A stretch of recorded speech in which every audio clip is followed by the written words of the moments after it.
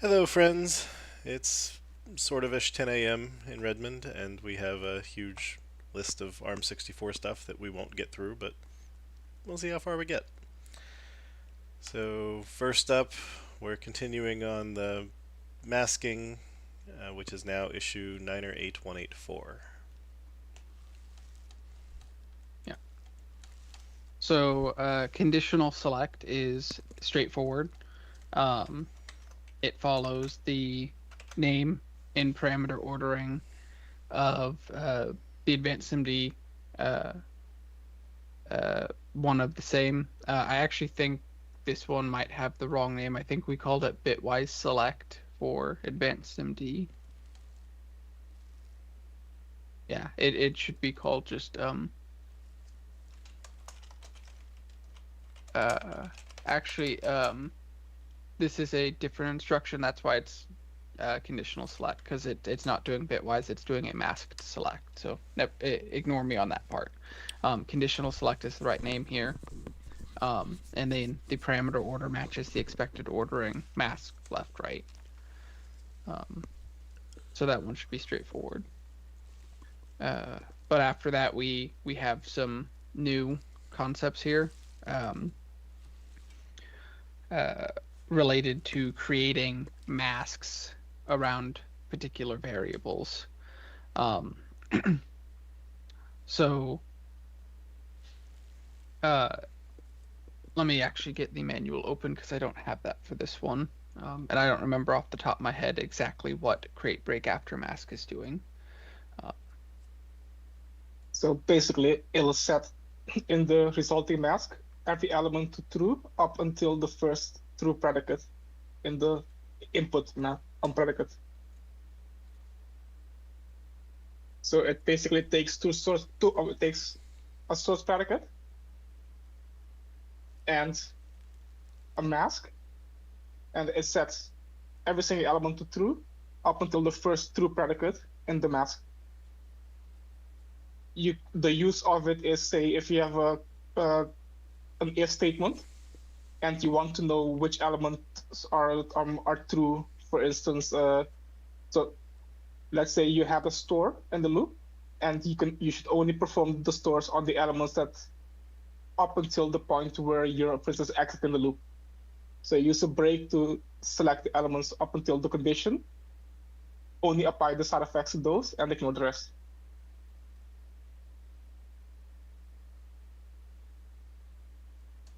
So let's say you have if x larger than 5 break, it'll create a mask from that x larger than 5. But if you have a store in the loop, for instance, you should only apply the store up until the first true element, because after that you would have exited the loop.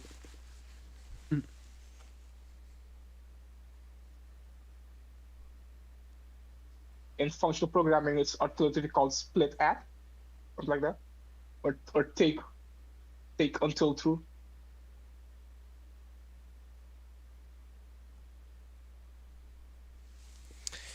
I mean, I find it confusing because it has nothing to do with a break. You're describing at most the usage pattern for it, unless a break is a particular encoding in the output vector.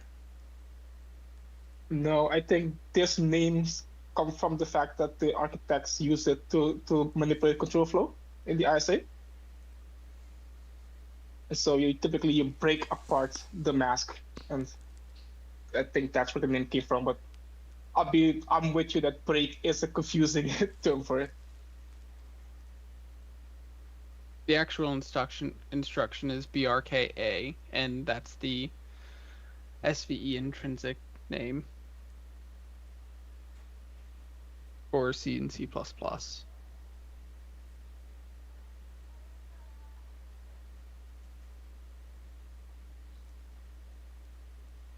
Meaning you don't think there's a better name?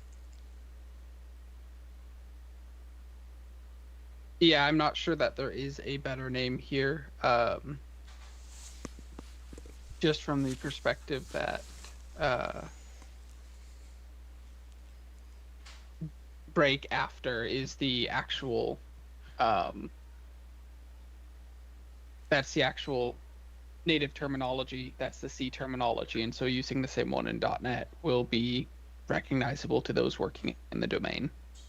Well, to those porting C into C Sharp. Right. Or understanding SVE intrinsics Yeah, I just from the assembler level. this is definitely one of those I don't think that anyone is ever going to find this instruction if it's what they want. They can maybe be told about it, but I don't think anyone will ever find this if they want it, or if the functionality is what they need, which is what naming is supposed to help with. But if we're just naming it right, what they call it in the manual, then I guess it is what it is. Yeah, I just don't think that there's a better name that describes the functionality when the intent is effectively, if you've written it's basically if you've written a for loop or a while loop and you have a break in it, that's what this is supposed to replace.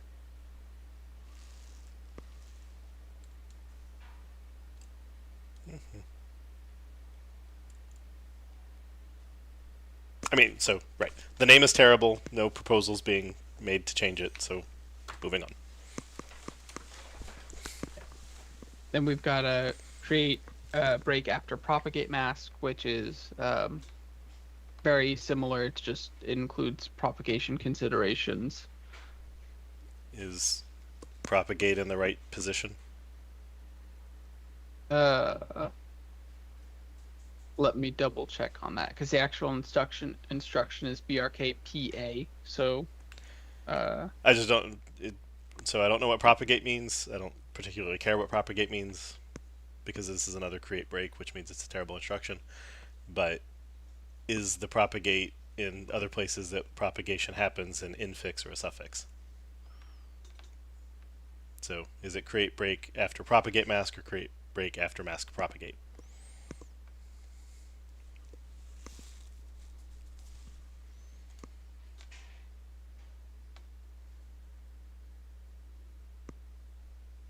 it looks like the ordering here is correct.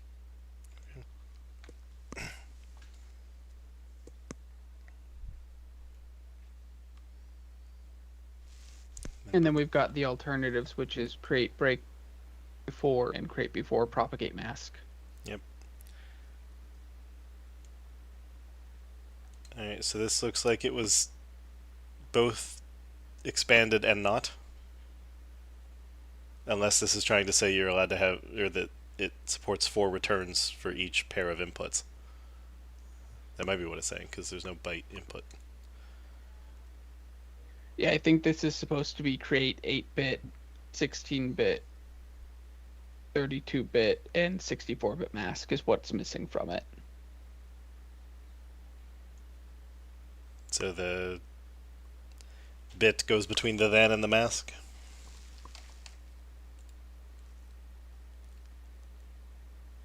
I guess is it, yeah, do you want create Yes. in bit while less than mask or create while less than in bit mask? I think create in bit while less than mask reads better, personally.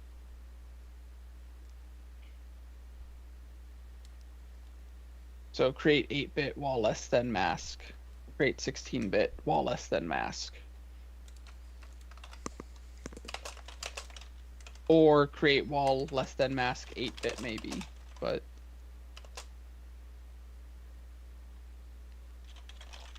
I kind of because like it's that not last an one better. 8-bit mask.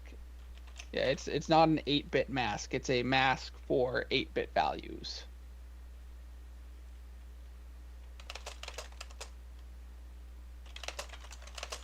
Alright, so where's it going? I think at the very end as a suffix. So create while less than mask in bit.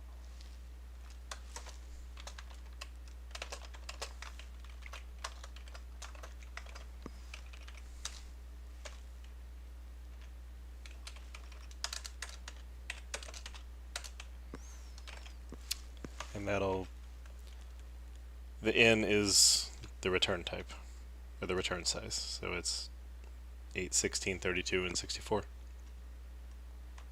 Yes. And then the purpose of it is effectively the same as kind of like the break, but this is for you've written a while loop, and you basically have your position and the total number of elements you need to process, and it will create a valid mask indicating how many remaining elements you need to process.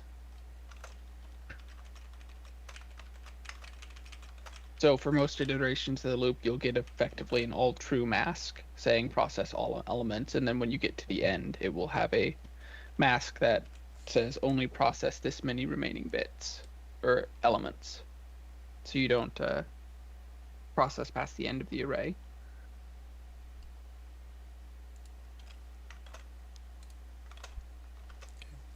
Is less than or equal, should that have a 2 in it? Or is it named correctly? I believe we just used the terminology less than or equal. Yeah, we just used less than or equal to in, for example, the compares.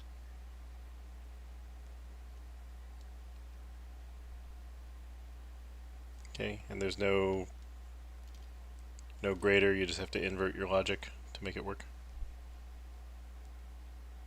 Yes. Okay.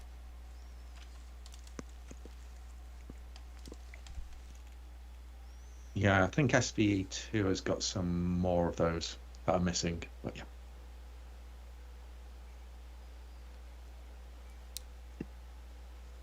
Okay, we're at Lasta. Yeah, so this one is, as it says, it extracts the last element matching the predicate or the last element after the predicate. And if the predicate is maximal, it extracts a deterministic value. It extracts 0. It extracts element 0. So the first element in that case. So after last is cyclical. Yes. Okay. I think same question as last time. Lasta has a SIMD variant as well, so I think we're missing a vector T return version.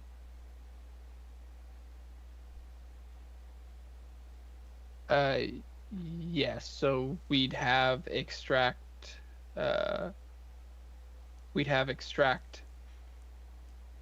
last vector and extract after last vector and extract after scalar, extract last scalar. All right, so nobody gets to keep exact extract after last. It's split it, and one says scalar and one says vector. Yes.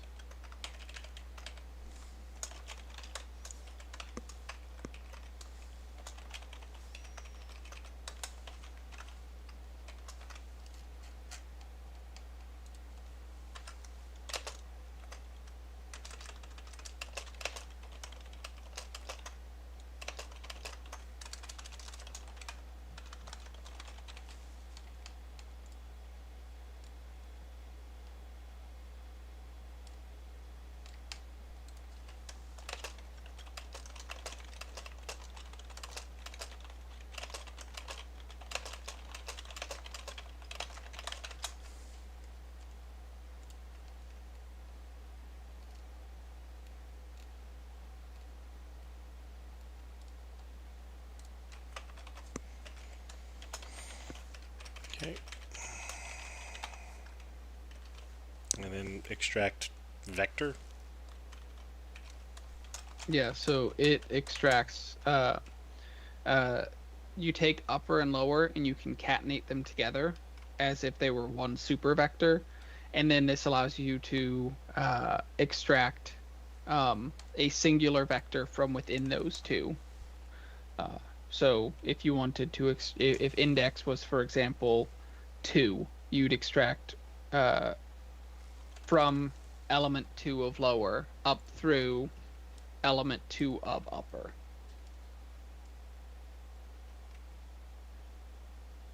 And notably, that should have been const expected byte index.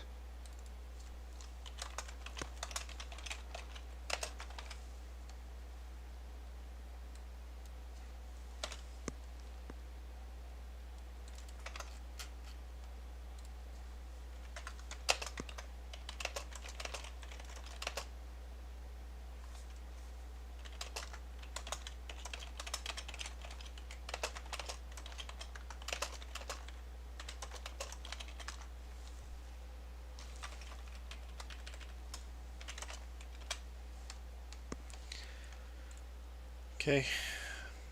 Isn't false mask just 0? Oh, yeah, so false mask and true mask are ones where we could just say that they are vector 128.0 and vector 128.allBitSet. Alternatively, we could have friendly named properties for them to help enforce the concept of this is a select none versus select all, effectively.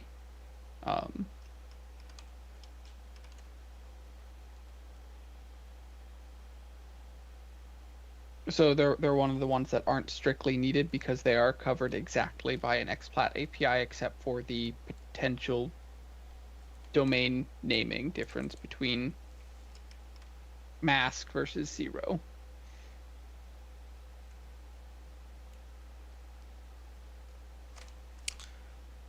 Fair enough. I mean, you're always free to cut things. I guess if it's kept in, the name is reasonable.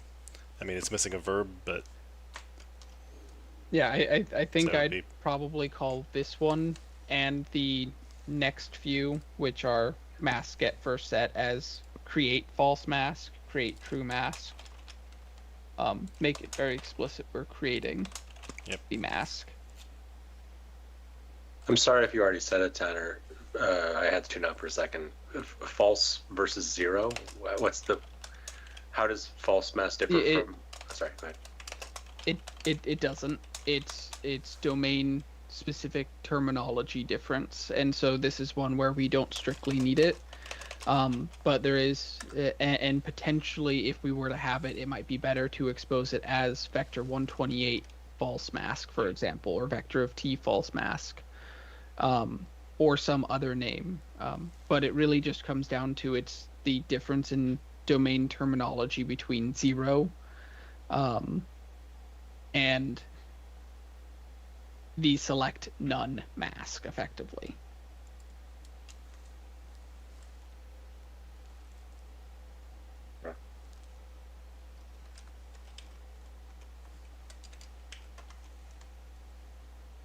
And you don't think we're going to regret having two names for the same thing, even though they're in different, sort of from different terminology sets?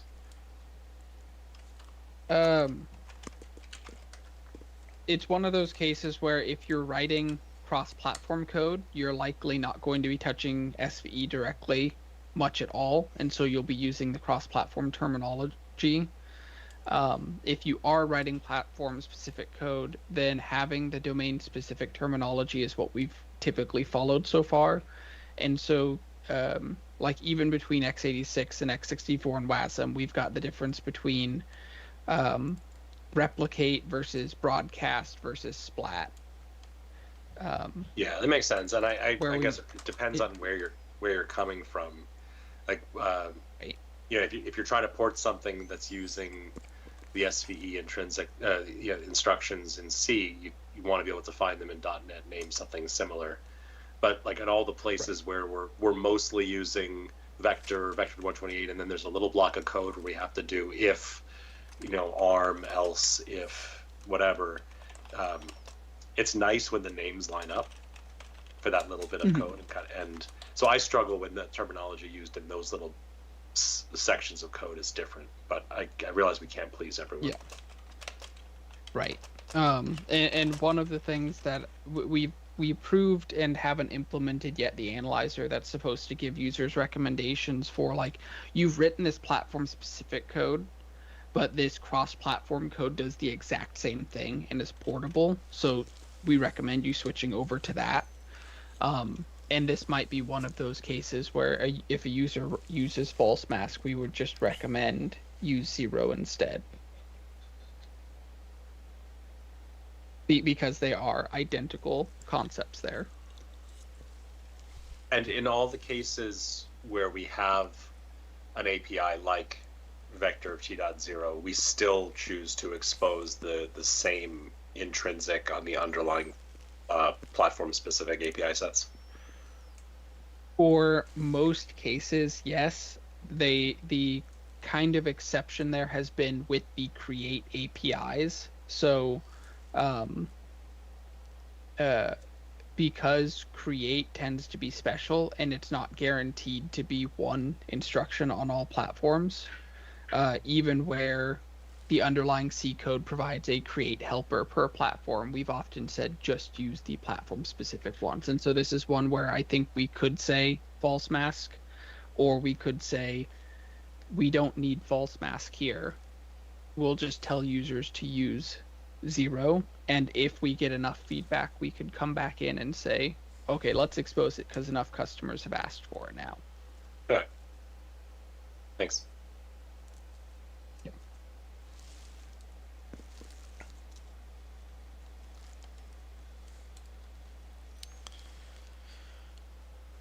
Okay. Mask get first set. Yeah, so this is the pnext instruction, and it's used to construct a loop which iterates over all active elements in a predicate. So basically,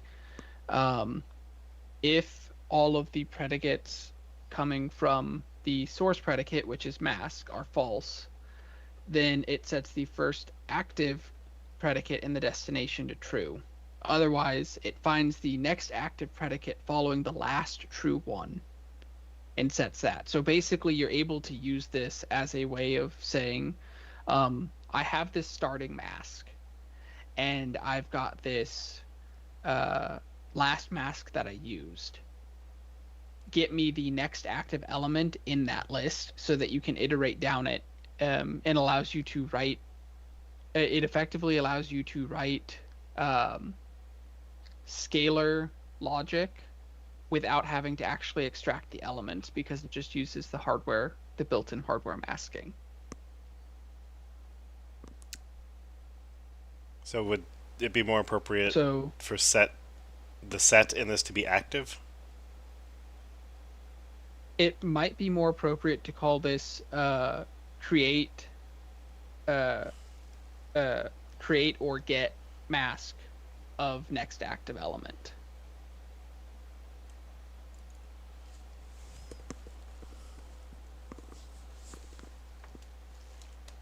Get mask for next active element would be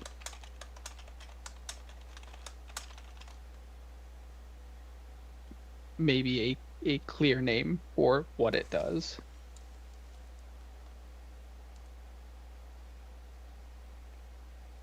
Okay.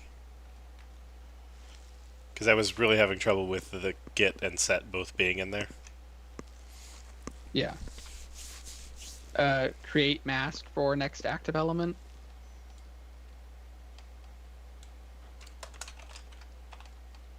Tamar, Alan, do you have a preference there or a suggestion on what we could do to kind of simplify that?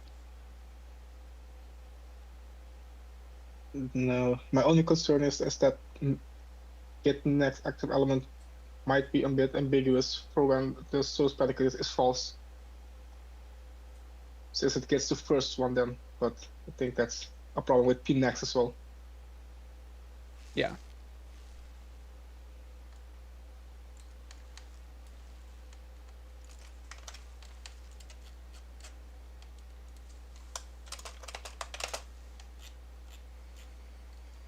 Okay, so mask set first. Is that for first active element? Yeah, Yeah. that's for the first active element. It's also operationally the same as calling pnext with the all false mask.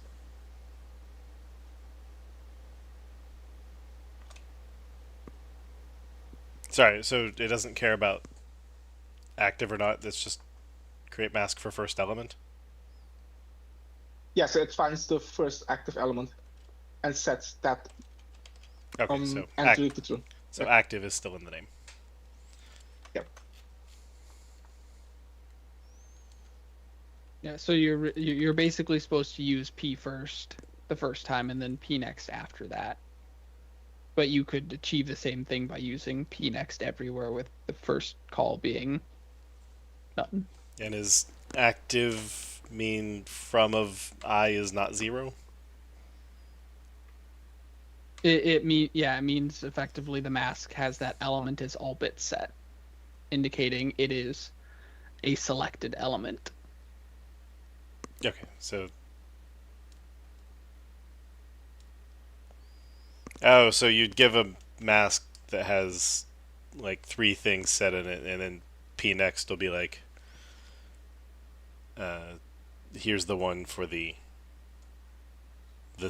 next one that was set, which will just clear off the lowest one, I guess. So what's it do with from? Do I care? Do I want to know? I probably don't want to know. Moving on. So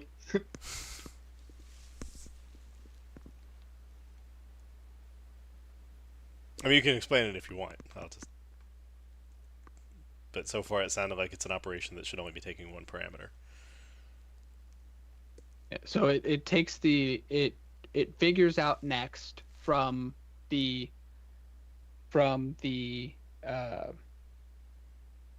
using from. Yeah, so and then it. Go ahead, Tamar. So you can break it down in 2 steps. If the original mask, so the first operand, is all false, it finds the first active element in from and sets the corresponding element in the resulting vector to true. If the mask is not all false, it finds the first active element after the first active element inside mask. Okay, so mask and from are actually both masks. Yes. This is just the mask you're manipulating, and this is the mask you're describing? Or something? Yeah, the way I interpret it is that mask is the total mask that you want to process, and from is the last entry you processed in that mask. So basically the last returns result from that this got. Okay. Do we want to rename the parameters, or is this one of those, if you're using this instruction, you already know what it does? I think we could call it from mask to be explicit that it is a mask. So mask and from mask? Or total mask and from mask? Yeah, I'd be fine with total mask.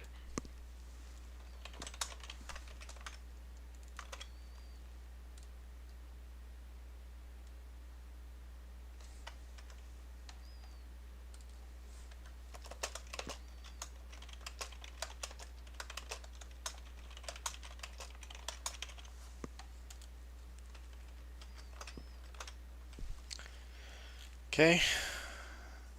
Mask test any true. Yeah, so I don't think we need mask in the name here. I think we can just call it test any true.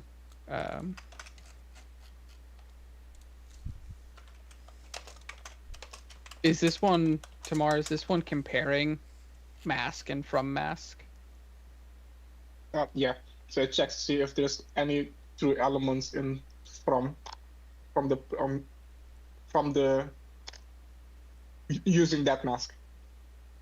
So it's basically mask and from, but then normalizing to either all the bits are set or none of the bits are set?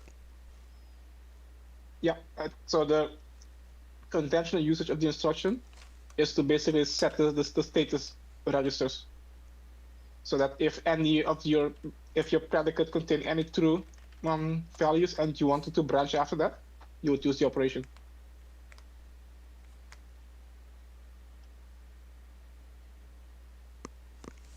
So this is basically, the first one is basically compare equal. And then we basically have compare first equal and last equal, if I understand it correctly.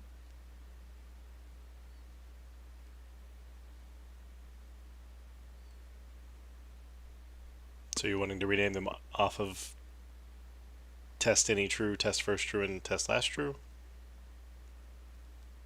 I think that would be fine. That also matches the similar concept that's in on the Intel side. They have an instruction that's called it's called p-test as well, but the p stands for packed integer. But it's basically doing the same concept of here where it returns a bool, and we're test and set z for zero mask, meaning equal, or carry. It follows the same general logic of what this one is doing. Right, and if assuming we already added those, did we keep the verb as test, or did we rename it to compare? Yeah, we called it test there because there's somewhat of a difference between compare and a test in that a test is effectively doing an and, which doesn't mutate, which doesn't return a value. Right. So the names are the desired names are as written right now. So the actual question I have that makes sense. Is that the verbiage in the name is essentially to determine which value in the status register to check, right? Right. So in the case of ARM, any true is testing for not Z. Yeah, okay. First is testing for N, and last is testing for not C. Okay. Which I assume that's the carry flag being reused. Yeah. No, I was just confused because the mnemonics on the right were all the same. Mm-hmm.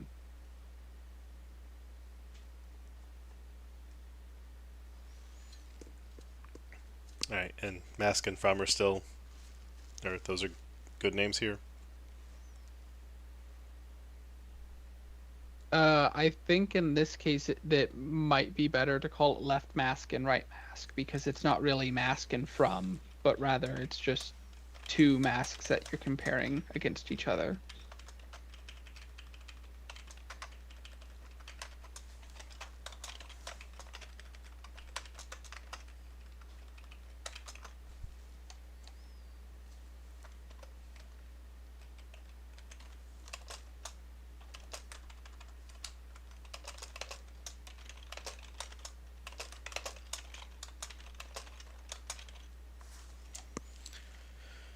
Okay. And then this first true mask we don't actually need because the second one is the oh, sorry, I missed that one.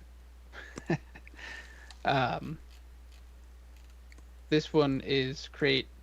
It should be prefixed with create. I think it should just be called create break propagate mask to follow the naming convention we had for the others.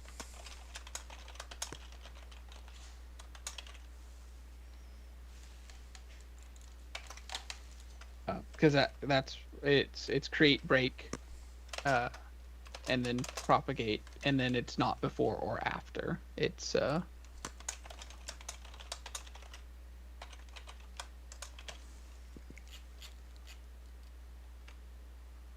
Okay. And then left and right, or left mask and right mask, since the things just before it are now called left mask and right mask. That one should be total mask and from mask to match the create break after mask ones that we chose.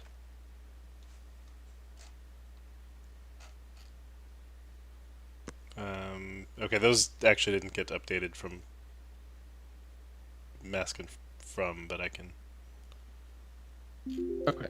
I thought we had said that we were updating it from mask and from to Well, we did it total with. mask and from mask. You said to do that with Okay. P next and P first. Okay. So those got We should do it for total and from, but up here I've got like mask left and right, so I don't know what to. So that one should be fine, but the create break after mask and create break before mask should be, which do use just mask and from, should be total and.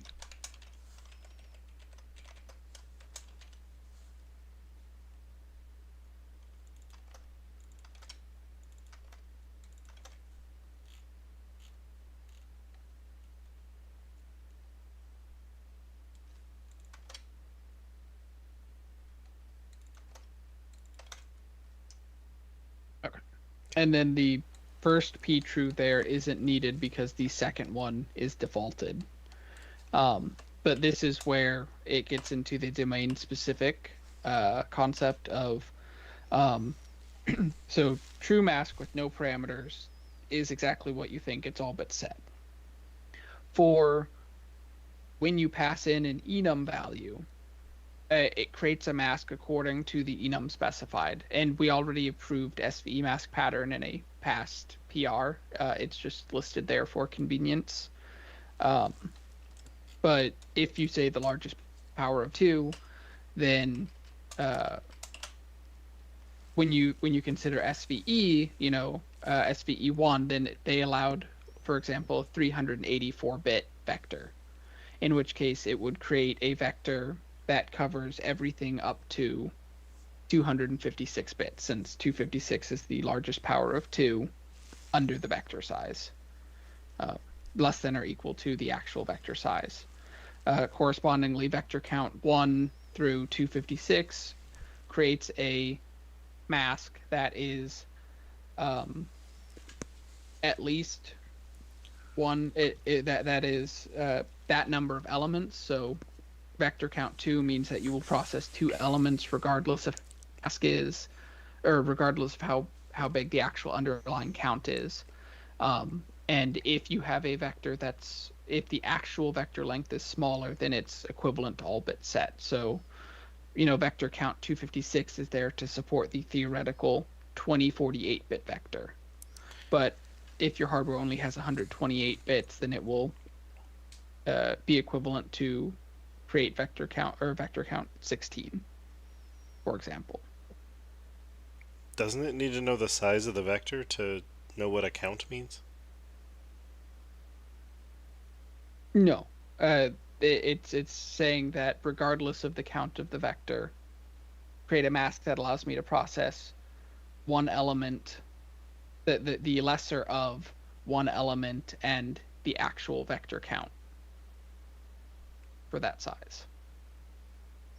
Sorry, but if you call true mask with vector count 8, this says it's returning a vector of byte, which presumably means it's returning 64 set bits followed by the rest of the bits clear, because that would be the true mask for 8 bytes. Yes, this should actually be create true mask single, create true mask double, create true mask byte, create true mask s byte. Okay, so this should have been Yes. actually not genericized. Returning the. Well, but it's not generic because it's the Yeah. naming of which size. Right. Okay, because Yeah. hey, look, I caught something. It needs to specify. Yes. All right, so yeah, it needs to. So create needs true to know mask. that way it knows the. Create true mask byte.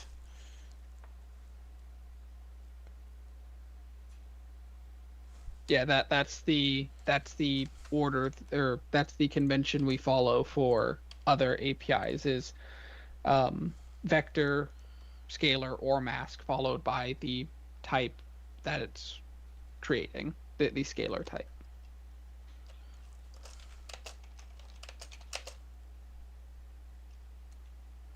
All right, so then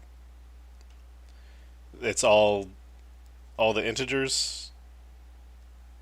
And floating point types, because floating point masks are floating point typed for convenience.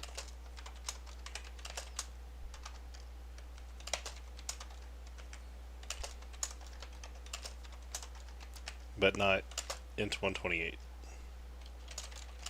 Right. And not half.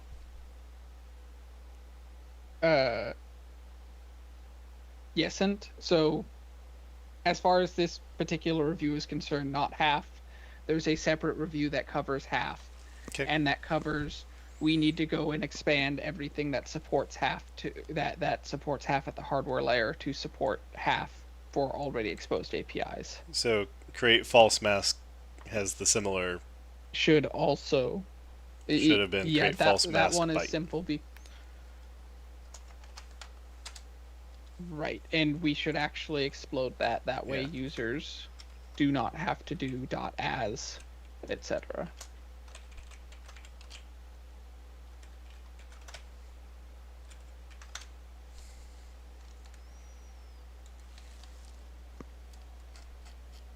Okay.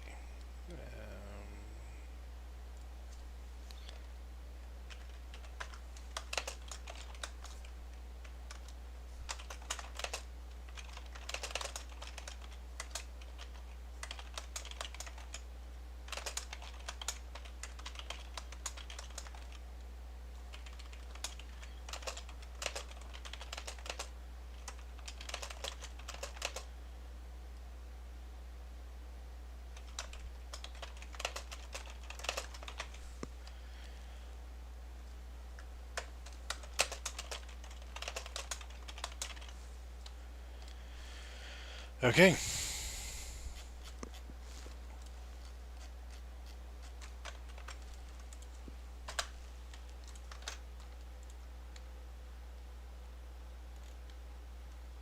I've expanded the spec sharp language with Unix curly brace insertions.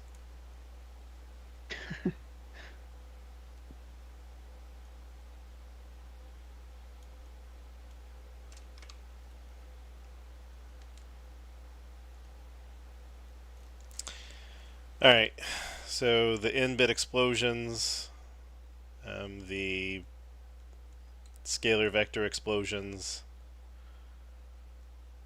the false and true mask explosions, and then we renamed these couple of things.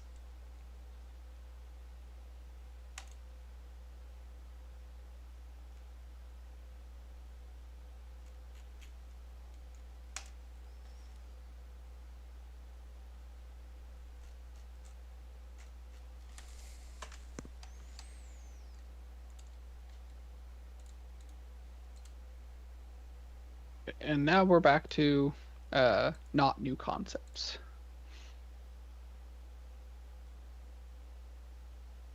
Okay. Mostly not new concepts, at least. What the hell? So All right, explain the first one. so interleaving XOR even odd. So if you remember, we previously reviewed the fact that most of these APIs operate on either even elements or odd elements. There are APIs that will take the even elements from one source and the odd elements from another source, effectively alternating, which they do.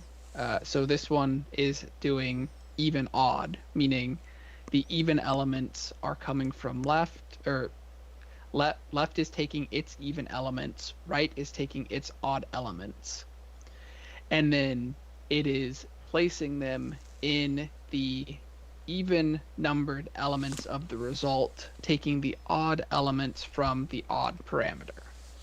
And then interleaving XOR odd even is the inverse. It takes the odd elements from left, the even elements from right, and stores them to the odd elements of the destination, with the even elements of the destination coming from the even parameter.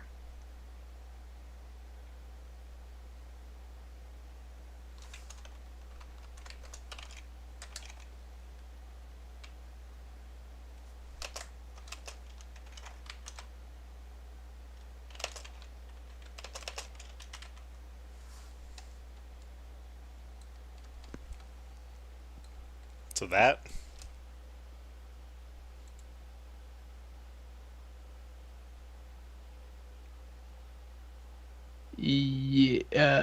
Yes. Because the Except right is 1 in that case. I can't tell if that's a 1 or an I. red of 0 is left of 0, XOR right of 1. And then red of 1 is odd Yes. of 1. Okay. Yeah. Yeah. Yes, that's correct then. And then the other one is the inverse. And then add 2. Repeat this, adding 2 until you run out of numbers. Yes. Okay.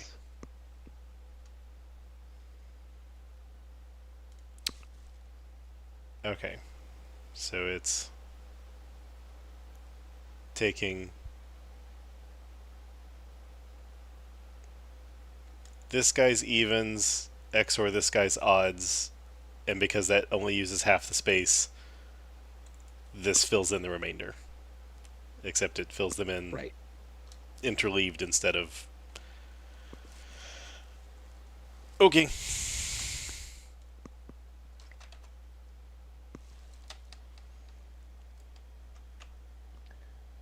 Are the parameter names right there? They look correct. Well, it's just with left. Should left be something like left odd or and right even? Oh yeah. We could potentially do that to make it clearer, yeah. Yeah. So we'd have odd, Odd, left odd, and right even. right odd. Oh, Yeah, yeah, and other then way around. even, left odd, right even. Yeah.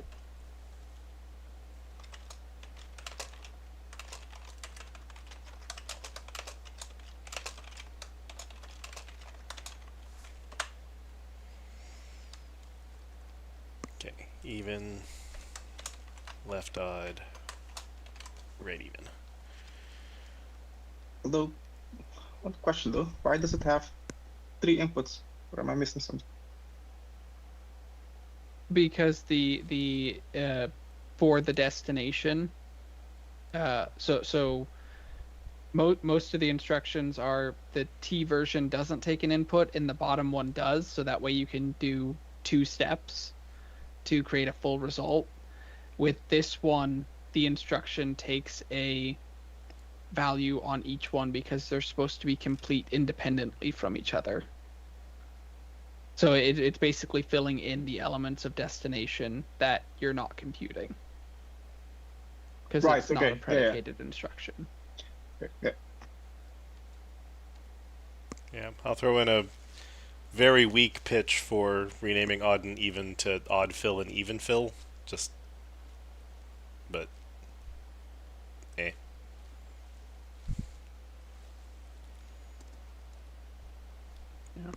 I don't have a strong preference. We've used default values in the past when it's, but that's typically for when it's obvious which destination it's going to.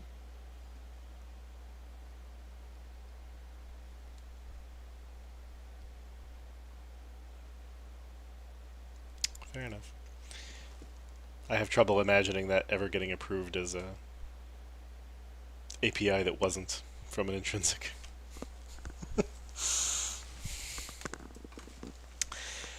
Alright, shift left, logical widening even of hybrid sizes and a count. Yeah, so because it's widening, it goes from the smaller size to the larger size. And only in one step?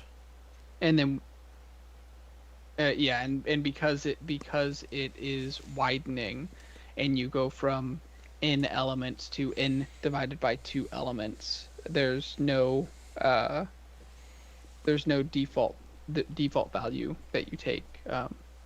It just does even versus odd, If and count you get is 2 entirely separate vectors. if count is less than ret.length, That's the it's 0 filled. no, count is the shift amount. It should be called shift amount. Shift amount or just shift? I think I'm double checking now, but I'm pretty sure we've explicitly said shift amount. Okay. And this is shifting their indices? Or is it applying a left shift It's bitwise operation on the values while it widens them? it performs a Oh, because it says shift left logical. left so that's, shift on the individual. Yeah. It does it on the individual elements, not on the elements across the vectors. Okay, so it's not rotating it their actually vector looks- position. It's actually like become Right. some amount of powers of 2 bigger. Okay. Yes. And notably, while it looks like we used shift amount on our cross-platform APIs, advanced SIMD shipped using just byte count. So, byte count is correct from a consistency standpoint for the ARM intrinsics. I mean, unless we regret that name, and then we can fix it here.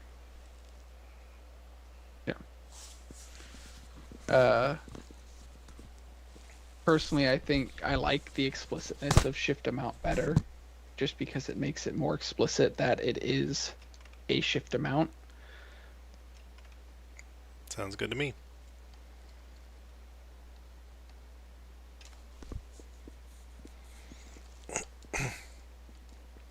I guess unless for some reason here you're gonna get like you'll see SVE2 because of inheritance, you'll see shift left logical widening odd, which I don't think you would still see. But you'd see that with 2 similar signatures, but one says count and one says shift amount. Like they're not fully aligned to the name, right? Yeah, you'd see shift left logical widening lower and upper that have count, and then even and odd that have shift amount. Yeah, that's fine then.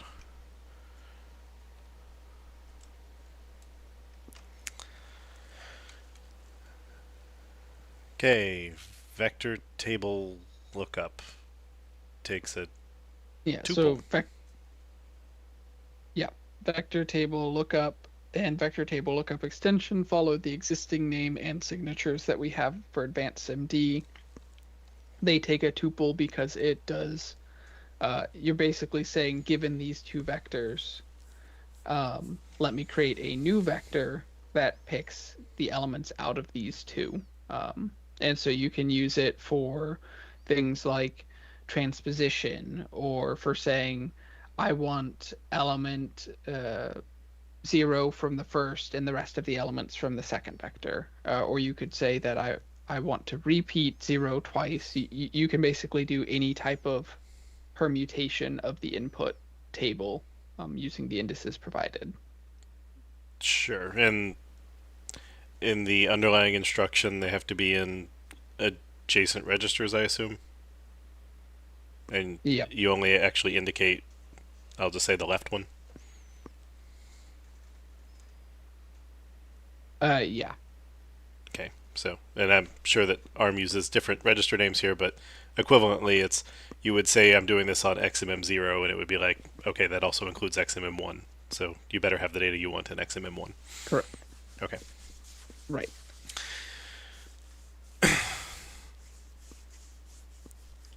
Okay.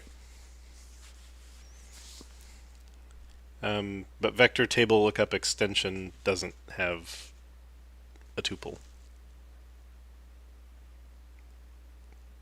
Is that correct? I believe that is correct. Let me double check. Yeah, it's only the singular Actually, form. okay. And that's because this one is SVE2 and the singular form for regular vector table lookup was in SVE1, correct? I don't see a multiple form at all. So for TBL, there's programming table lookup in Yeah. 1 or 2 vector table. Correct. And 2 is And then SV2. for right, which is why it's here. But for Yeah. vector table lookup extension, it's only a singular SV2? one. Yeah, and only in SV2. Yeah. It was completely missing from SV1. Okay. Yeah, so no table here.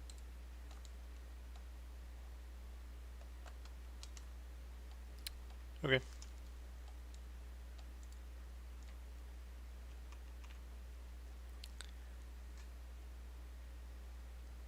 And then historically we've been cutting everything you've called optional.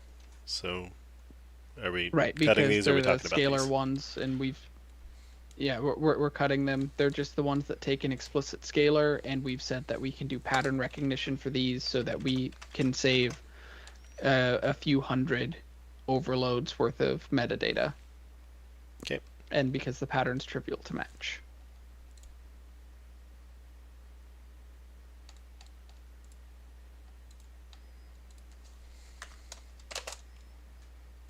So as you're adjusting the other things from untriage to triage, just delete all your optional entries. Yeah, I thought I had gotten them. Apparently I missed them on this one. The next one does have them removed.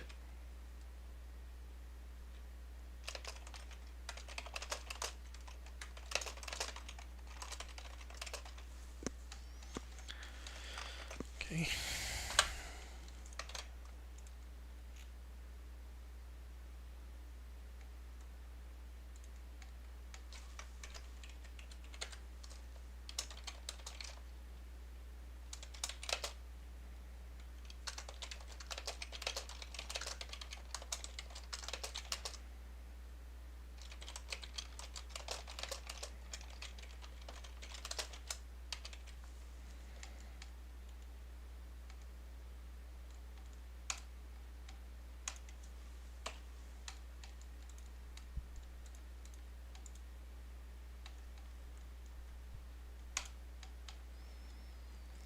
All right.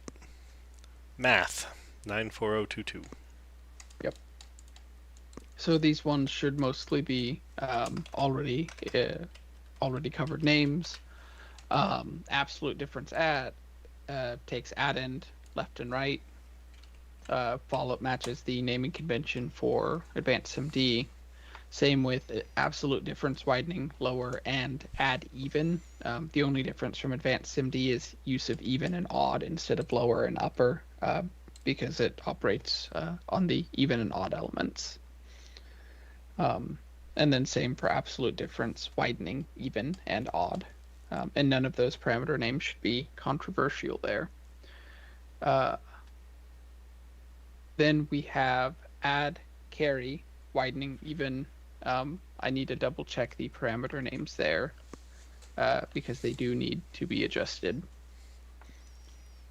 But it is effectively left, right, and the carry bit that's added into it.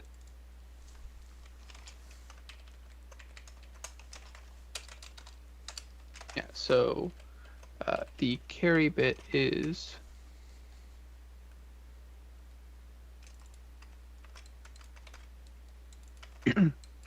so left is op1,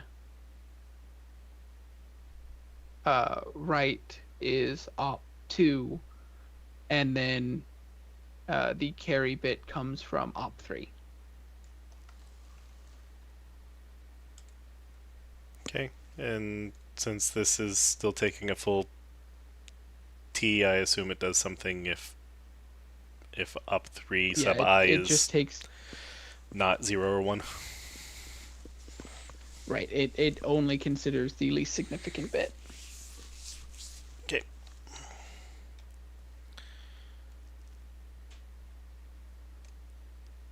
Add high, narrowing, even. Okay, so you need the high because you're narrowing, so you need to specify which half you're cutting off, and then even because you're doing the index game. Yes. And correspondingly, the API for Advanced SIMD was add high, narrowing lower, and add high, narrowing upper. Okay, these won't function. Or will they? I believe they should function because they already function for Advanced SIMD. Okay, Because the input types are never repeated. are enough to Yeah. Okay, so right, shorts go to S bytes, ints go to okay. Sorry, I was just looking at it because there was a T defining the return. My brain scanned that as Yep. ambiguous. Yep. In this case, it's not because the input types are enough to always disambiguate, and are consistent, so we don't need a separate name for each one. Yep. Then we've got add pairwise and add pairwise widening. We have add saturate. Okay, and I feel like and you then told me add pairwise widening even and off. means something other than I think it means. Yeah. So it on x86 it's called horizontal.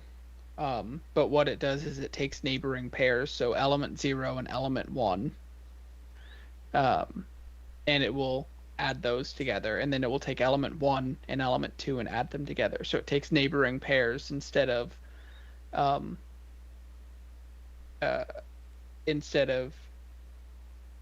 values from element 0 of left and element 0 of right, which are element wise instead.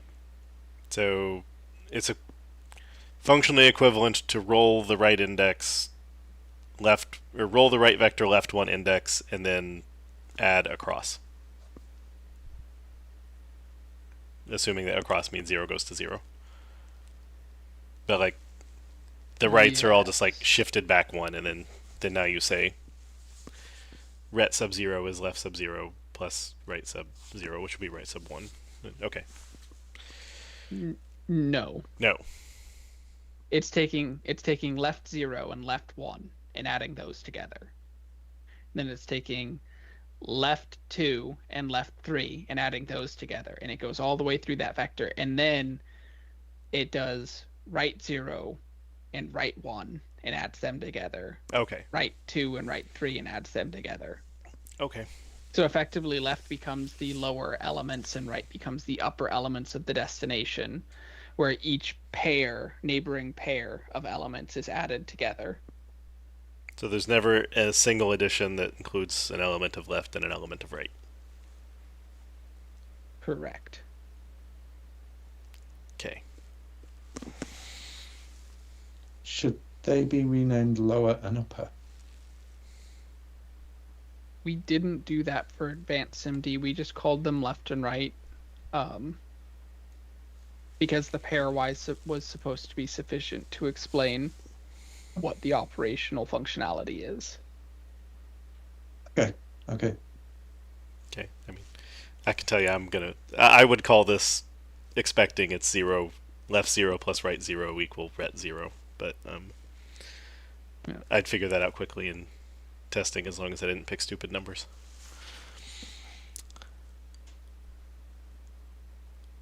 Yeah, what you're thinking of is what we refer to as element wise, because it takes corresponding elements from each one, rather than corresponding pairs from each. Fair enough. Pairwise widening. The T's are correct in that. It takes yes. a return sized register and a smaller sized register. let me Or actually a double return check size vector on and a smaller that. sized vector, because they'll have the same length, but they'll have the same bit length, but not element length. Uh, that one might actually only have a single input sad out. Yeah, that's what I was wondering about as well, because you can't have two big vectors to a small one and widen. Yeah, that one's just supposed to have a single one called value.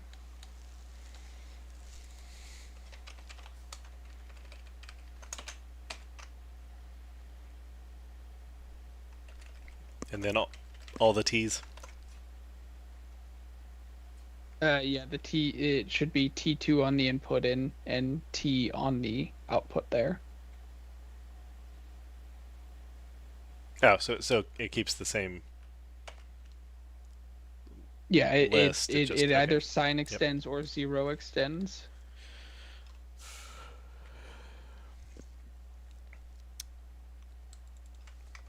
So And for simplicity, we've always done we've matched the .NET convention, which is unsigned types always zero extend, signed types always sign extend. So that's why we don't, for example, have sbyte to ushort. We expect users to explicitly do an as unsigned type to get the unsigned zero extending behavior. Seems fine. Were you going to say something, Tamar? yeah, but I'm double checking it first. Because that one we're looking at there, add pairwise widening. So SAT-LP is an accumulating instruction, which is why I think it had a second operand, but the name isn't quite clear.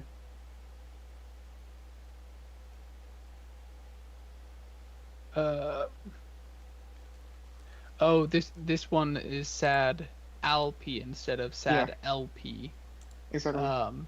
So it should be add pairwise widening and add. Yeah, this one should be add pairwise widening and add.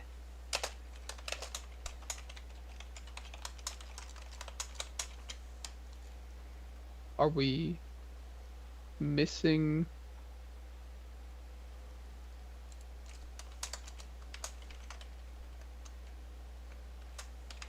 Yeah, it looks like there is no SVE version of the non-accumulating. Is that correct? Yeah, I believe that's correct. At least I can't find Okay. one either. Okay. Yeah, so that one should be add pairwise widening and add to match the advanced SIMD name. Okay. Which one's T2 and which one's T? And that's the first parameter should be called addend, and it should be T, same as the output. The second one is still value, and that's T2.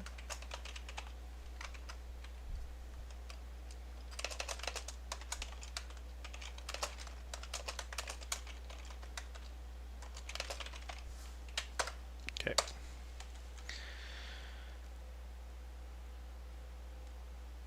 Okay. Then we've got add saturate. And the difference between the top and bottom is input types and output types, where one of them is doing signed to unsigned, and the other one is doing unsigned to signed. Because the first parameter matches the output type, we never had to overload based on name. And so this matches the advanced SIMD name and overloads.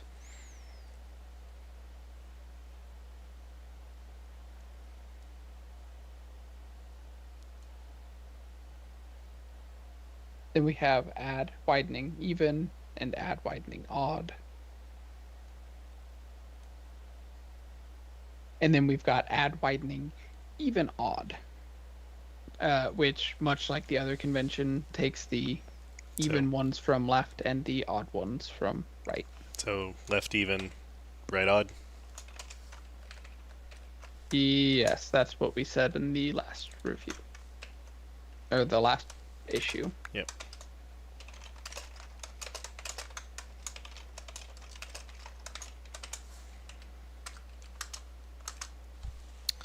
Okay. Then we have dot product rotate complex. Much like the other rotate API, much like the other complex APIs that we reviewed, the rotation is specified by a constant, and it can be one of a few values that basically indicates whether it's a 90 or 270 degree rotation for the complex number.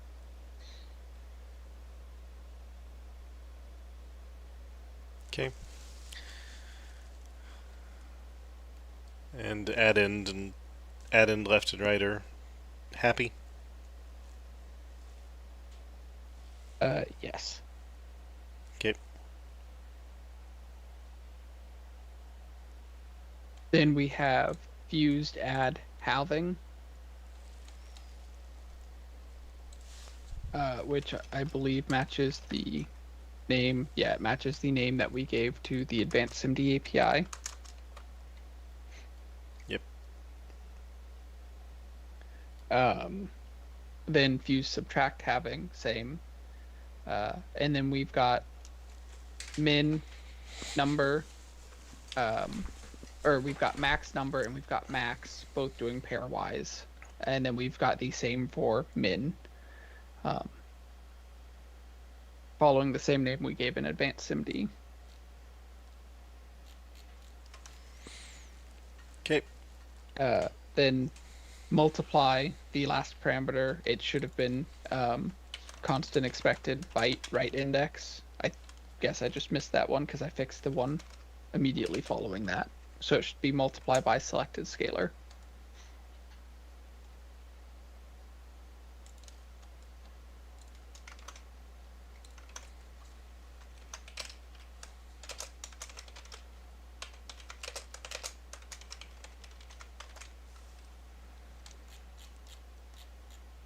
Okay. Then we've got multiply add by selected scalar, which has the right signature. We've got multiply, widening, even, and add. It matches the name ordering we used for advanced SIMD, where it was multiply, widening, lower, and add.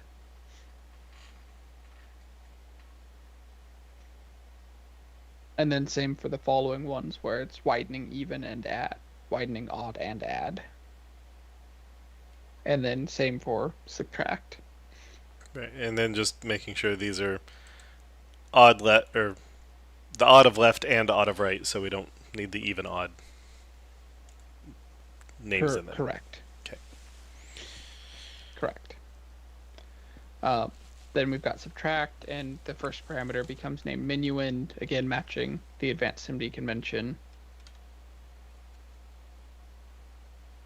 Then we get down to multiply, widening, even, multiply, widening, odd, which that one should be multiply, widening, even, or I think it's multiply by selected scalar, widening, even, but let me double check that.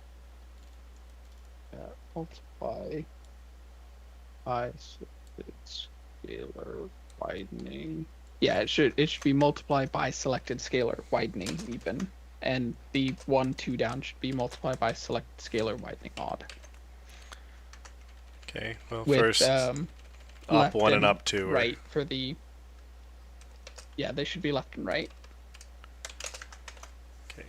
So multiply by selected scalar. Widening, odd, left, right.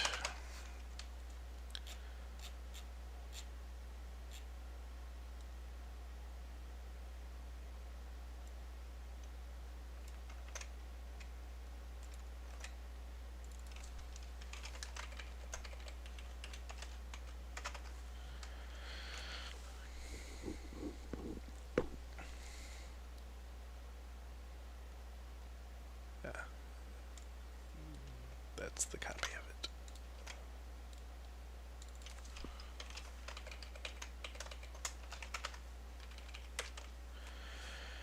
Okay. Polynomial And multiply. we've got Yep, which matches the name that we used for advanced SIMD. And that's only one size. It's only 8-bit. Yeah, that one is always byte. We should actually have an S byte version as well. It should be byte and S byte, since multiplication of that doesn't matter, since it's not returning upper bits.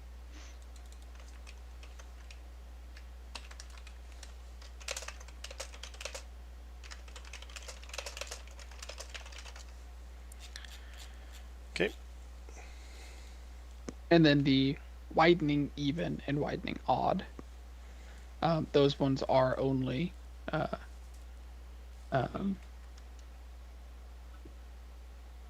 those ones need follow the correct signing convention there. How does polynomial multiply widening even of byte work? You get this. The second variant here says it's only on a single type, but you can't widen to the same type.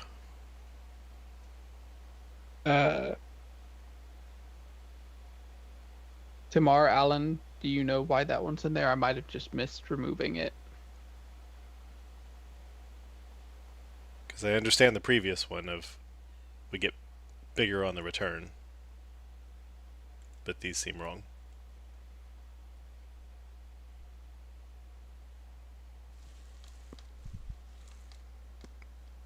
Is that maybe just a tool issue where it spat them out and it shouldn't have? Yeah. Go ahead, Alan. The tool should have only spat them out if it exists in the C intrinsics. But So in the source code, the source should always be smaller than the destination.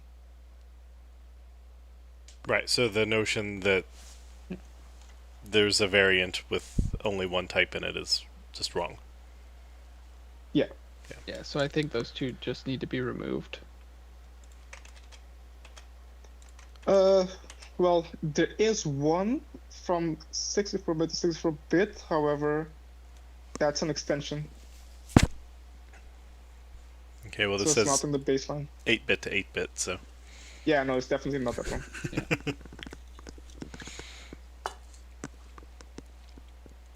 So do those these, ones that look wrong are wrong. and you only want unsigned here? Because you just added signed on polynomial multiply. Right, but for multiplication, when you're doing when you're staying the same bit width, then signed and unsigned always produce the same result.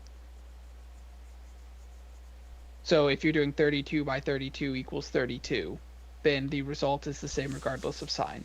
But if you're doing 32 by 32 equals 64, the sign suddenly matters, and whether it's unsigned or signed will produce different results between the two.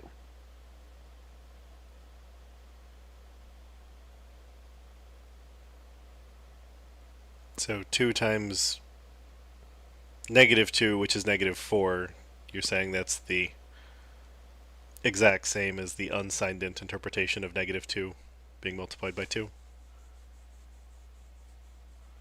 Which I can't think of off the top of my head. It's the same as, yeah, it's the same as 2 multiplied by max value minus 2, or whatever that is. Max value minus 1, because that's the bitwise reinterpretation. So when you're going from byte to byte or S byte to S byte, it's safe regardless of sign. But when you're suddenly doing when you're going from a small bit width to a larger bit width, then the results will differ. And you can no longer safely expose both overloads. You have to match what the underlying convention is doing, whether it's signed or unsigned.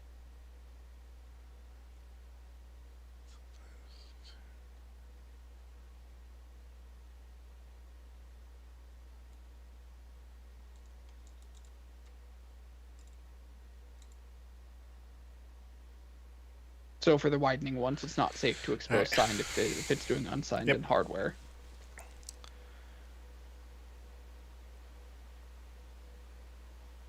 Okay. And then, yeah, looking at the bit patterns, I guess that's true. So here you're saying you can multiply polynomial, so you can polynomial multiply widening a uint up to a u long, but here you said it's only byte and s byte.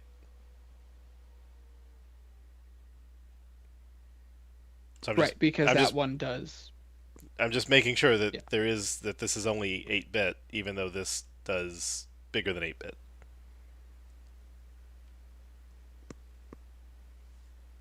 Yes. Okay. That's what it looks like in the manual. Okie dokie.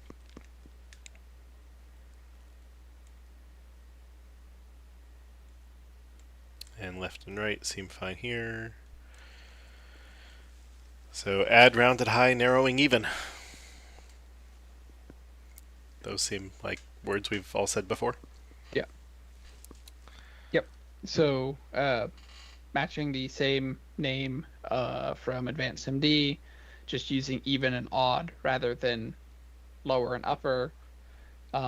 Same for fused, add, rounded, having, subtract, rounded, high, narrowing, even and odd.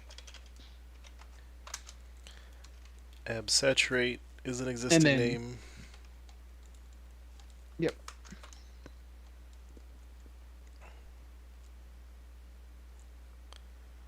And then multiply, doubling, widening, and add, saturate, even. Again, using same convention. There is an even odd there, where we, based on the last one, we're going to say we're going to want left even, right odd. Okay, and the add-in in that one is universal? Or Yeah, is it's it just add-in or left add-in or sorry, even add-in or it's the add-in. It's the accumulator. So you're adding. You do the multiplication of the even elements from left with the right elements from odd, and then you add the product to add end. Okay. Saturating it to form the final result. Okay, yep. Just making sure we didn't need a suffix there. Yeah.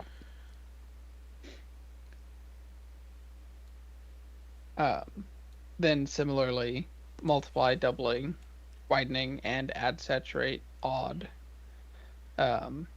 Multiply, doubling, saturate, high. Again, matching the advanced SIMD name.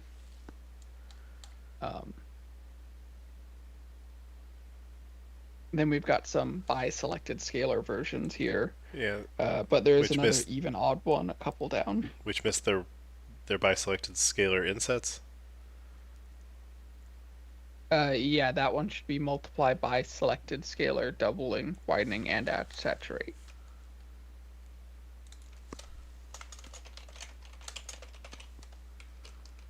Thankfully, IntelliSense exists.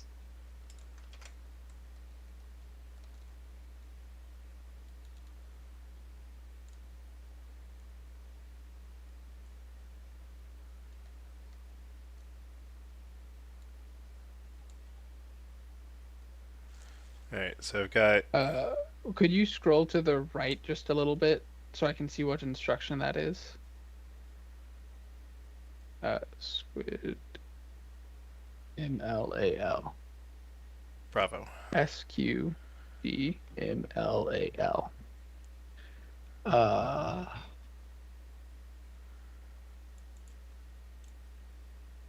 Okay, so I selected scalar for those ones goes it's multiply, doubling, widening,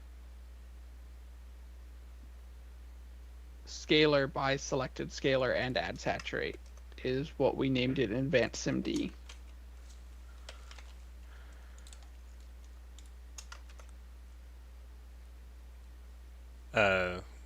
So multiply, doubling, widening, insert scalar by selected scalar before and add saturating. Saturate is Yeah, that's what we named it. Okay. So I only see the one even odd, Or which is that one. there's another one a few down, like 6 down from your mouse cursor. 1, 2, 3, 4, 5, 6.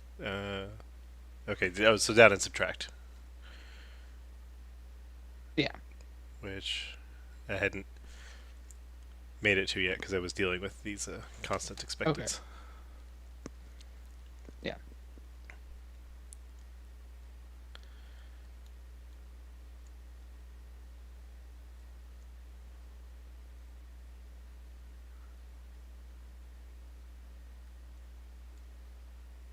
All right, so here that doesn't say scalar by selected scalar. Is that right? Can you scroll right and let me see which instruction that one is? Squid mol h. SQD mol. SQD mol h.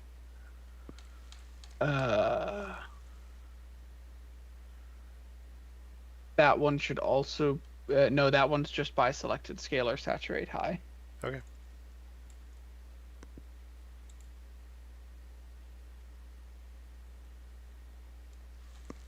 For the tool, it might be useful to change these from trailing comments to just, put a comment before the line. Yeah, or above it. Yeah, sorry. I mean, like, you have the T expansion, and then the next line just be like / squid mol h. Mhm. To keep the method name and the instruction name on the screen at the same time. Yep.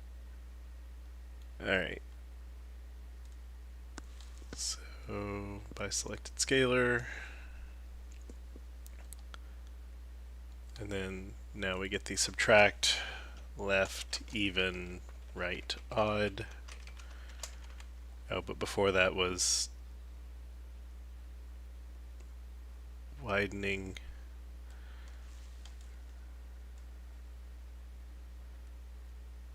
Okay, now you have widening lower than subtract. So does scalar by selected scalar go between widening and lower? Or after lower? Can I see the exact instruction name again? SQDML SL? SLB. Yeah. That one is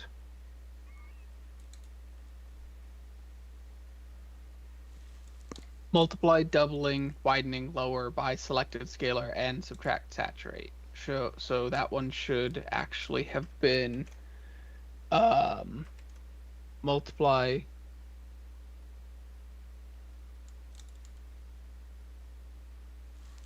no that yeah, so I think that name tracks and it's lower by selected scalar. Okay, but not lower scalar by selected scalar. Yes. Okay. It is possible that the scalar by selected scalar was a boo-boo in the API we exposed for add that never got caught. Okay, so for add, it's scalar by selected scalar for consistency. With add, even though it's wrong. Yep. Okay. Because I didn't remember ever seeing scalar by selected scalar. Yeah, I'm guessing that that was a boo-boo, or there's some behavior in the manual that I'm not remembering off the top of my head.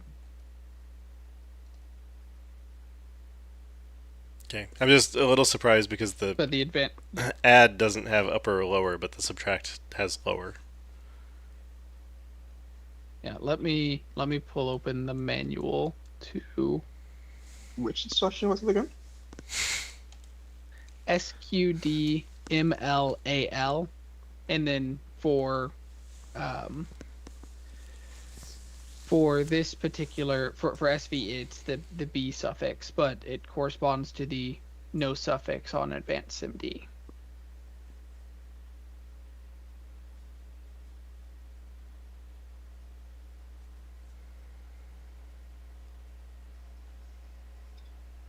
So that one in advanced SIMD, you do have a variant that works on scalars. So that's probably why it's there. Okay. So one that returns a SIMD scalar value.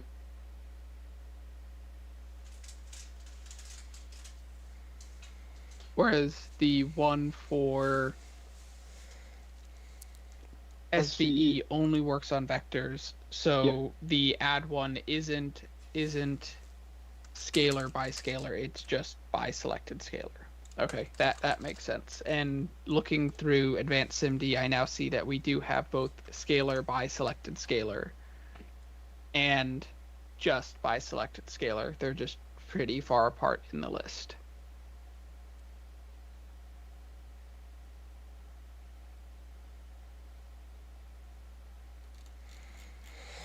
Okay.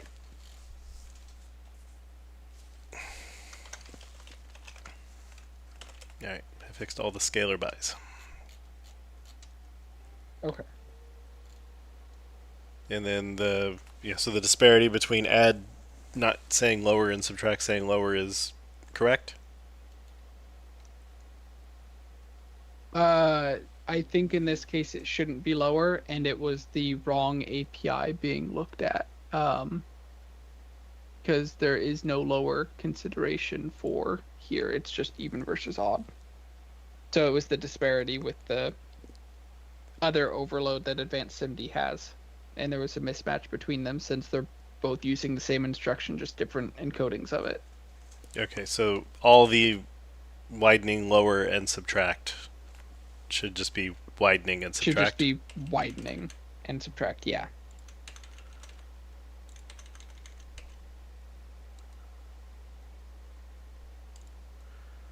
Alright, so widening lower by selected scalar is just widening by selected scalar.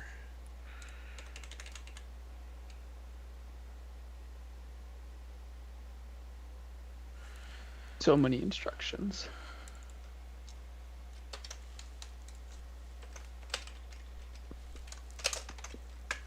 How many APIs will this whole effort be adding? It's basically, so advanced SIMD was something like 2,000 APIs, and I think this one is something like 1,500 to 2,000, which we cut down from closer to 3,000 by not exposing some of the optional overloads that C and C++ expose. My goodness. Thanks. Yeah. The ARM instruction set is quite a bit larger than the other platforms. So even for with x86, when you consider SVE or SSE all the way up through AVX512, it's something like 3,000 APIs. Didn't ARM start off as a RISC set? This is hardly reduced. That's why things get creative, because we still have fixed length instructions. So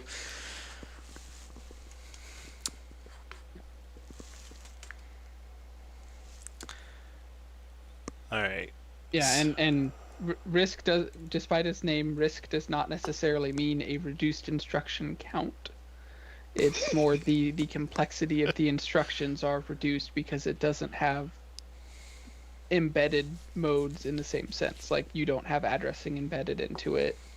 You don't get the strong memory ordering guarantees, stuff like that. You still end up with these instructions, and because they're singular and because it's fixed width, you have to have additional instructions to fit more operations in the same number of bytes.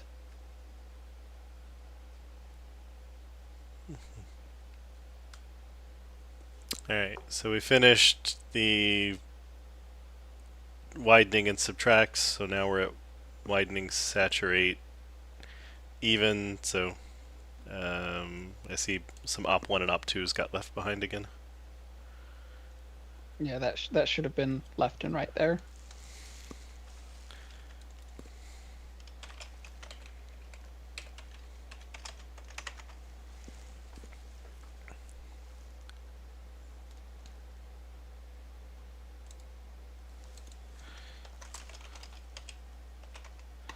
Negate saturates an existing word.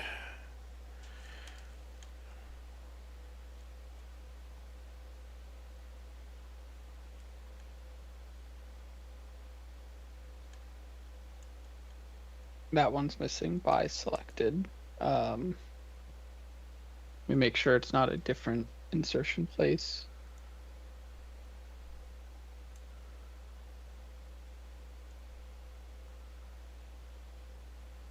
Yeah, it's by selected scalar after doubling, it looks like. Okay, was this one right, which put it at the...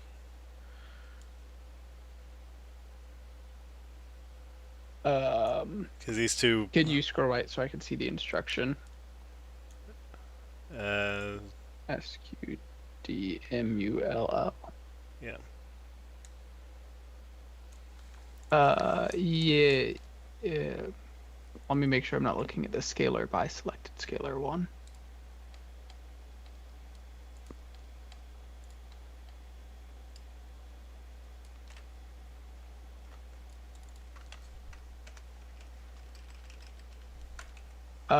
Yeah, that one looks to be at the end as a suffix.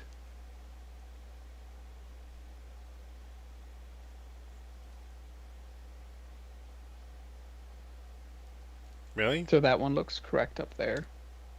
Yep. All the other ones have been infixes. Yes. It's possible that there's a subtle difference to the instruction that caused us to differ, or it's something we missed in API review because so many intrinsics. I'm just in this review. You've added some as infixes. Right. And I'm double checking as we're going through them, and they are infixes in advanced SIMD for the other instructions. That one in particular is a suffix for advanced SIMD. Okay, so this is just this is an existing instruction or an existing method name. We're just changing it from the rigid size vectors to the platform size vector. Correct. Okay. Yeah. I try to make sure to call out when we've got an explicitly new concept, and I don't think any of the rest of these are. Any of the rest of the APIs in this particular issue are new. Okay, so this should be and add high by selected scalar. Which instruction was that one? Oh, I think I went. That you're looking at I think now? I went too far because I had to scroll up to the top to look at something, and that threw me off. By selected scalar.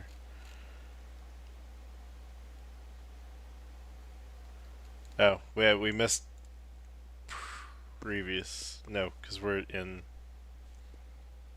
Yeah, we're on the one right where your mouse is. And I need to see what that instruction is if you scroll Right. over. Well, so there's this one that I'm highlighting, and then a couple. Yeah, so that one is SQRDMLA. SQRD.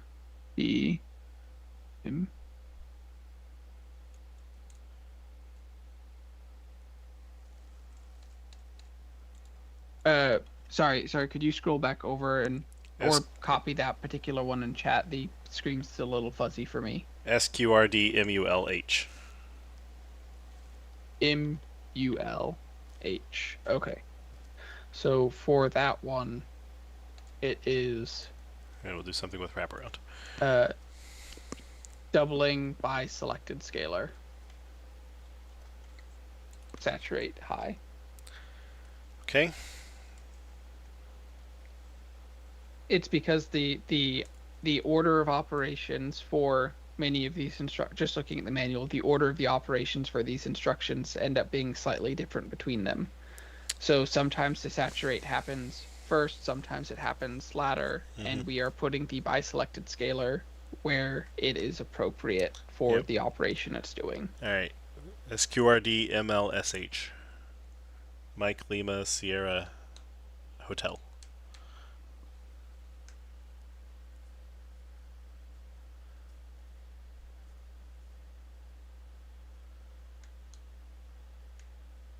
that one doesn't look like it's got a advanced SIMD version.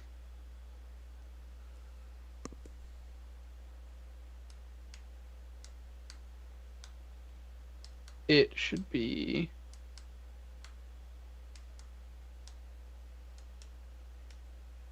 multiply rounded doubling by selected or saturate by selected scalar and subtract high. Matches the same position for add above.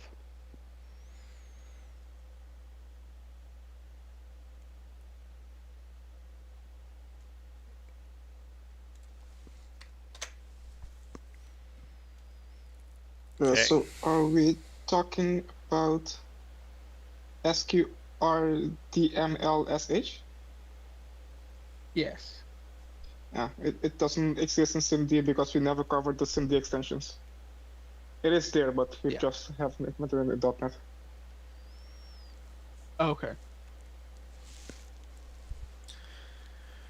So it's a post advanced SIMD API. Yeah, we've only done in Advanced SIMD 8.0 and dot product. And so there's still 8.9 now. Okay, and then I assume this double S is just a typo.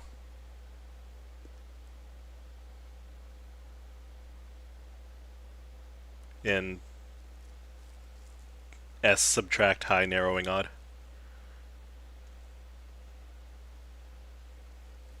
Yeah, so that should be following the same advanced SIMD name there.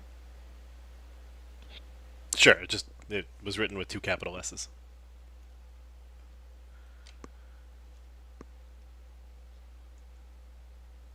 Sorry, I missed what you just said. This method name starts with 2 capital S's. I assume that's just a typo. Oh yeah, that's just a typo. It should just be 1 subtract.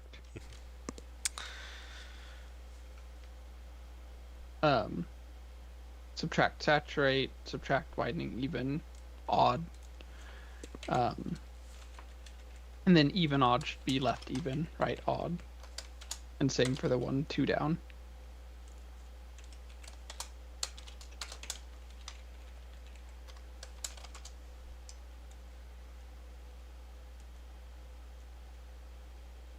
And then subtract borrowing. That one should be left, right, borrow.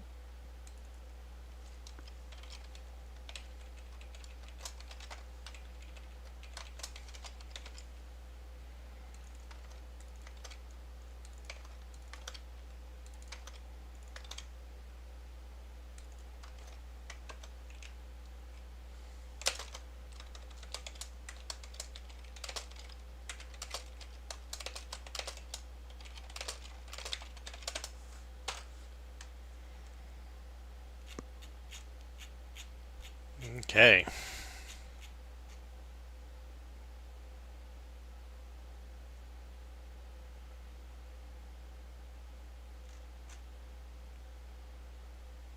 We possibly corrected all the things that need to be corrected, and I if think not, oh well. so.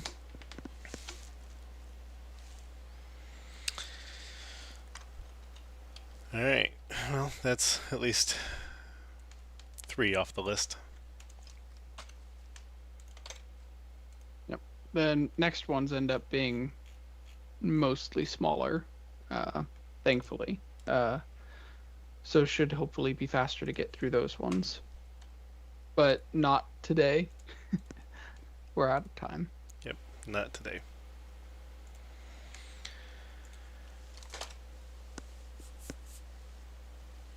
And that'll have a little delay. So we're down to 10 more that are currently Yeah. registered. The counting one will be a little bit big, and then FP16 and BF16 are a little bit big. The other ones are small and straightforward.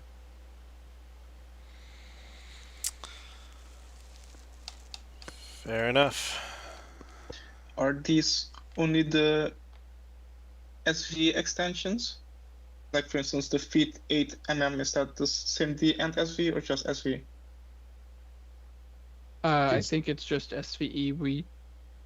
Yeah, We've not had any proposals for down level. If they are there, then we could make sure that the proposal covers both. yeah. SAH3 and SM4 definitely have Neon versions, and they're not in .NET at the moment.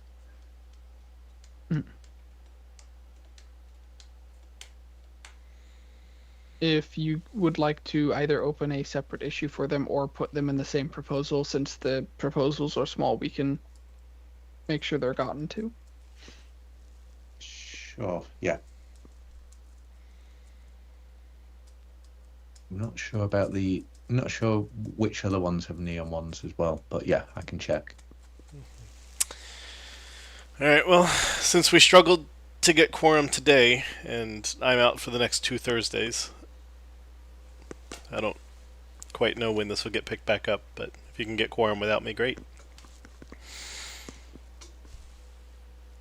And I'll talk to Imo and see if it can be next week. Otherwise, I think we have enough of the core set done, especially for the base SVE, that we should be able to make progress without being blocked for a while.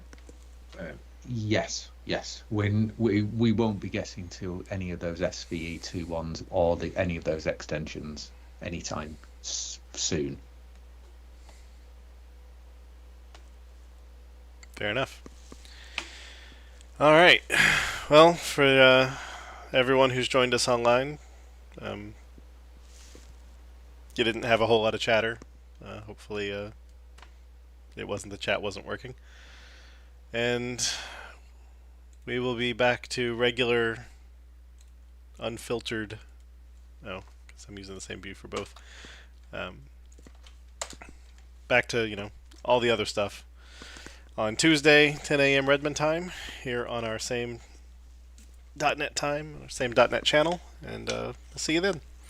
And ARM guys, thanks for joining. We certainly would not get through this anywhere near as easily without you. And we'll see you whenever we get the remainder scheduled. Ciao. See ya. Just